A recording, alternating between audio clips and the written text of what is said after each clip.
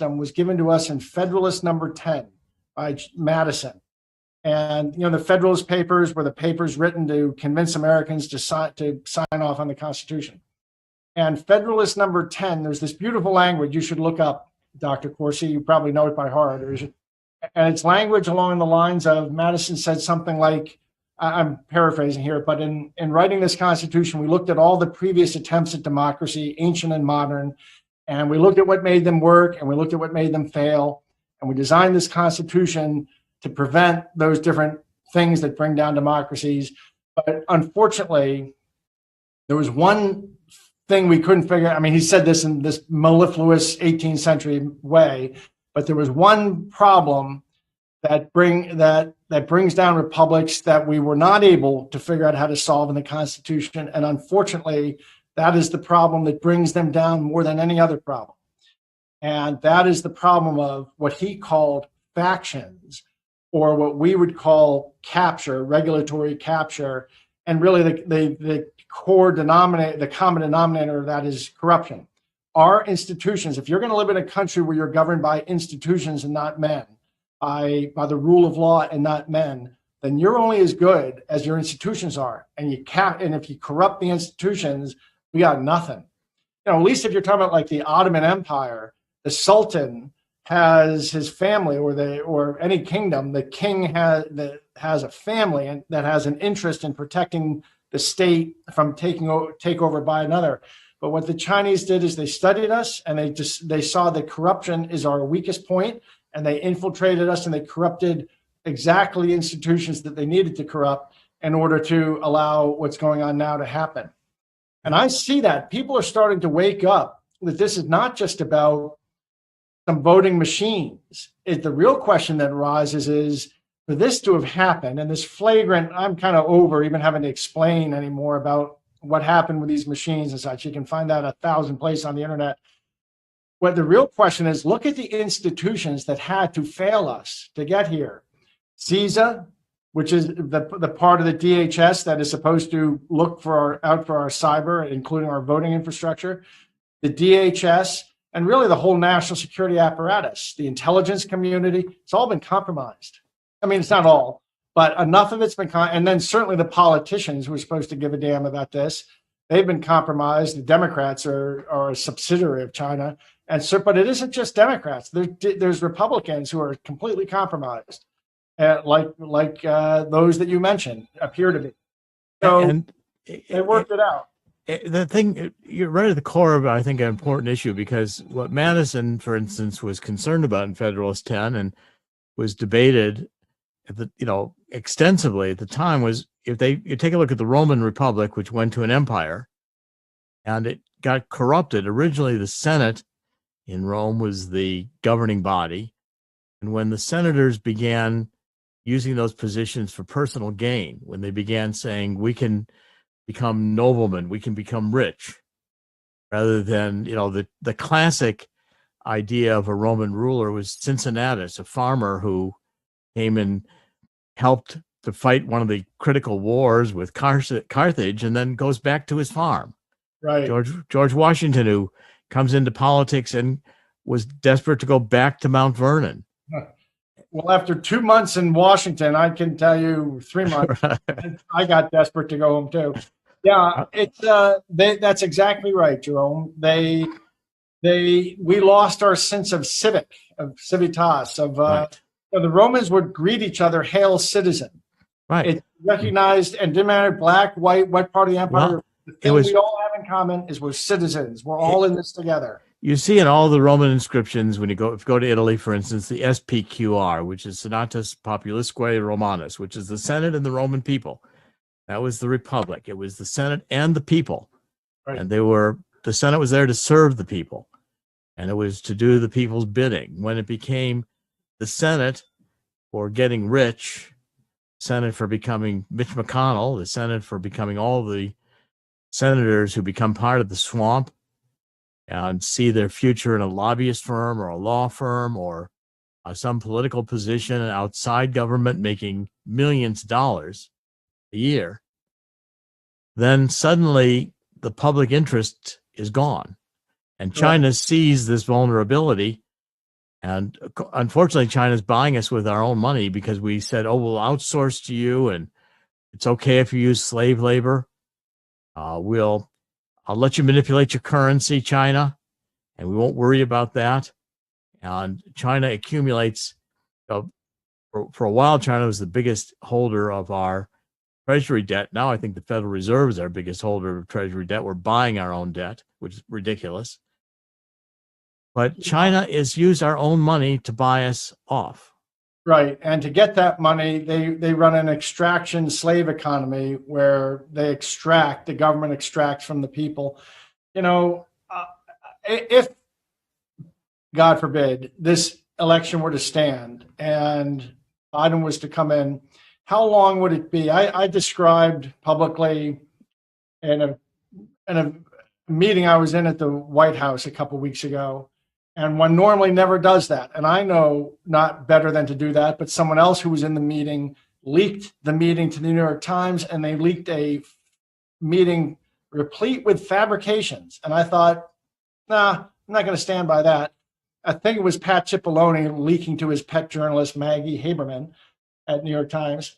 So, but I think that when this is over, and I've said, I've learned, so I've been swimming around the outside of the administration in DC for a couple months now, putting some things together. And I've heard repeatedly from younger people that they have been told from the day after the election that the word they are getting from their leaders, including Pat Cipollone, the general counsel, is just get the president to concede, just get into transition mode. That's all we want. Mark Meadows was quoted the other day privately telling some senators, enjoy your last few weeks under the Trump administration because we're moving on. And there were people within the White House who told me Mr. Meadows has communicated that to staff weeks ago, communicated it. So I'd like to know if Biden came in, how long would it be before you would see Pat Cipollone and Mark Meadows getting $1 million plus jobs at law firms and lobbying firms? It'd be instant. Yeah. I'm sure they already have them negotiated. Lined up. In fact, one of the men in the meeting, when I said this kind of stuff to the president, and he was furious when I said these leaders here are saying this. The only time he showed anger was he turned out to be a much calmer, nicer and man, too gentle. But the only time real flash of temper I saw was when I told that story, and he said, he said who? And I said, this guy, Pat Cipollone, is one of them. And the president said, well, there was a third lawyer in the room. And there were three lawyers. And he said, well, actually, it's this man's last day, not Cipollone, another guy. It's this man's last day. He's starting Monday a new job at a law firm at 10 times what I'm paying him here. So they're already taking these kinds of jobs. Oh, sure. They're also getting told you're not going to be accepted in the right socialite circles in New York. If you're in Washington, you won't get invited to the Kennedy Center parties. Yeah, I've been there. You haven't missed a thing. Well, you've also worked for Warren Buffett, who had you run companies for him. Yeah, and Buffett refers to stuff like that as an elephant bump. A bunch of elephants standing around in a field. They don't all really go because they want to see the same opera. They go because they want to stand around and bump each other and say, hey, I'm an elephant. Yeah, you're an elephant. Yeah, we're all elephants together. That's all. It's just that ego thing. So we have people selling out our country in order to keep that. And the funny thing is, how long do you think they're going to enjoy that? When the Chinese take over, they're the first against the wall when the revolution comes, the old guard. Yeah, but see, it's amazing to think that to get rid of Trump, his top advisors would be giving him information. You can't do this to block the very things that he could do that would be effective. That's all they're doing. We saw it. We saw Sidney and General Flynn and I. We saw it. All they do is say, no, you can't do that. No, you can't do that. And finally, Sidney pulled out executive orders and laws and showed him, of course you can do this, Mr. President. You have the power. It's already in the law. You don't even have to sign anything new. Look at this. And the president read it. So here's another thing I learned. He's really smart. Yes. The way he flashes through information and got things that were in separate parts of a document and put them together in a minute.